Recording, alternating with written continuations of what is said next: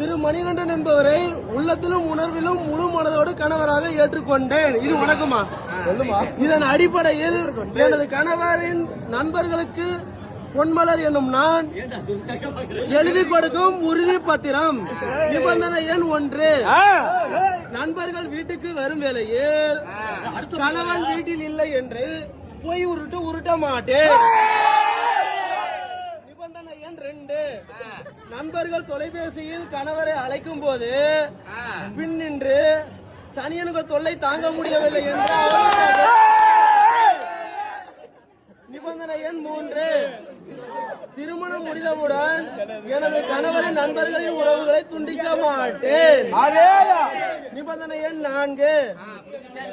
நண்பர்கள் தொலைபேசியில் அழைக்கும் போது கணவர் யார் அழைக்கிறார் என்று கேட்டால் சனியன் போன் பண்ணுது, தெண்டசோறு போன் பண்றது என்று இழிவாக கூற மாட்டேன் என்று உளமாற உறுதி மொழிகிறேன். இப்படிக்கு உங்கள் தாயே. அடுத்து